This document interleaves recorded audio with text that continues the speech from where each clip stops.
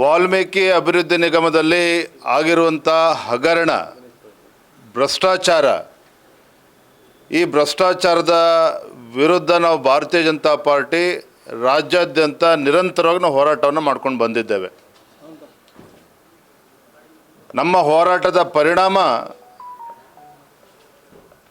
ಸಚಿವರಾಗಿದ್ದಂಥ ನಾಗೇಂದ್ರ ಅವರು ತಮ್ಮ ಸ್ಥಾನಕ್ಕೆ ರಾಜೀನಾಮೆ ಕೊಡಬೇಕಾಯಿತು. ದುರಂತ ಅಂತ ಹೇಳಿದ್ರೆ, ಚಂದ್ರಶೇಖರ್ ಅವರು ಆತ್ಮಹತ್ಯೆ ಮಾಡಿಕೊಂಡು ಆ ಸೂಸೈಡ್ ನೋಟ್ನಲ್ಲಿ ಹಲವಾರು ಅಂಶಗಳು ಉಲ್ಲೇಖ ಆಗಿದೆ. ಆದರೆ ರಾಜ್ಯ ಸರ್ಕಾರ ಈ ಒಂದು ಪ್ರಕರಣವನ್ನು ಇನ್ನೂ ಕೂಡ ಗಂಭೀರವಾಗಿ ತೆಗೆದುಕೊಂಡಿಲ್ಲ. ನಿನ್ನೆಯೂ ಸಹ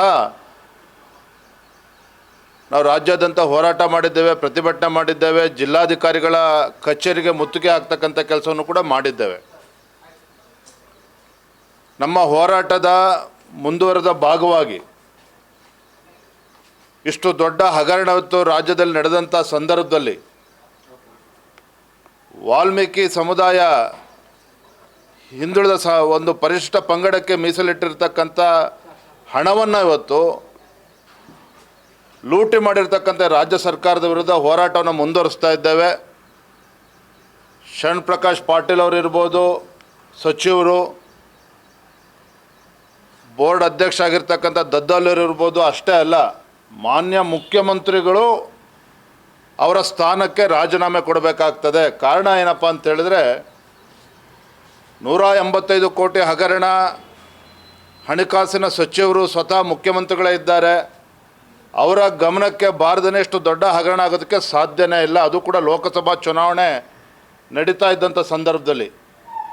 ಹಾಗಾಗಿ ನಾಡಿದ್ದು ಅಂದರೆ 3ನೇ ತಾರೀಕು ಮಂಗಳವಾರ ಬೆಂಗಳೂರಿನಲ್ಲಿ ನಮ್ಮೆಲ್ಲ ಶಾಸಕರು, BJP ಎಲ್ಲ ಶಾಸಕರು, ವಿಧಾನ ಪರಿಷತ್ ಸದಸ್ಯರು ಮುಖ್ಯಮಂತ್ರಿಗಳ ಮನೆ ಮುತ್ತಿಗೆಯನ್ನು ಹಾಕ್ತಕ್ಕಂಥ ಒಂದು ಕಾರ್ಯಕ್ರಮ ನಾವು ರೂಪಿಸಿದ್ದೇವೆ.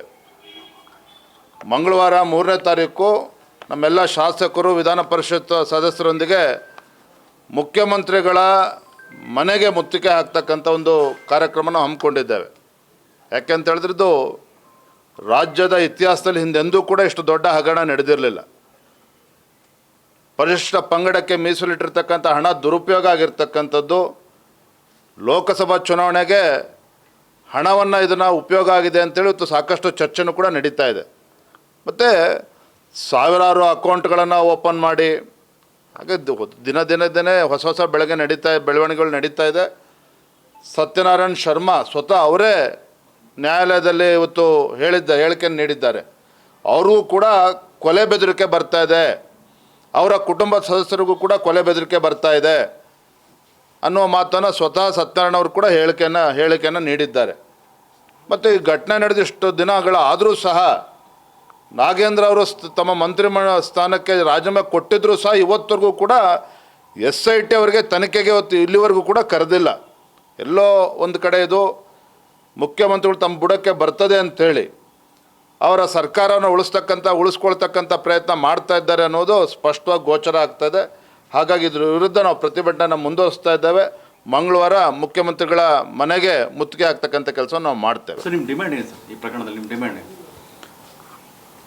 ನಾವು ಯಾಕೆ ಮುಖ್ಯಮಂತ್ರಿಗಳ ರಾಜೀನಾಮೆ ನಾವು ಡಿಮ್ಯಾಂಡ್ ಮಾಡ್ತಾ ಇದ್ದೇವೆ ಅಂತ ಹೇಳಿದ್ರೆ, ಇಷ್ಟು ದೊಡ್ಡ ಹಗರಣ ಇವತ್ತೇನು ನಡೆದಿದೆ, ಭ್ರಷ್ಟಾಚಾರ ಏನು ನಡೆದಿದೆ, 185 ಕೋಟಿ ರೂಪಾಯಿಗಳ ಭ್ರಷ್ಟಾಚಾರ, ಸ್ವತಃ ಮುಖ್ಯಮಂತ್ರಿಗಳೇ ಹಣಕಾಸಿನ ಸಚಿವರು, ಅವರ ಗಮನಕ್ಕೆ ಬಾರದೇ, ಅವರ ಕನ್ಕರೆನ್ಸ್ ಇಲ್ಲದೇ, ಅವರ ಅಪ್ರೂವಲ್ ಇಲ್ಲದೇ ಇಷ್ಟು ದೊಡ್ಡ ಹಗರಣ ಆಗೋದಕ್ಕೆ ಸಾಧ್ಯನೇ ಇಲ್ಲ.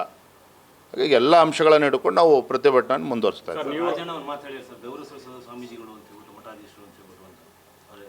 ನೋಡಿ, ಸ್ವಾಮೀಜಿಗಳು ಏನು ಹೇಳಿದ್ದಾರೆ, ರಾಜಣ್ಣ ಏನು ಹೇಳಿದ್ದಾರೆ ಮುಖ್ಯ ಅಲ್ಲ.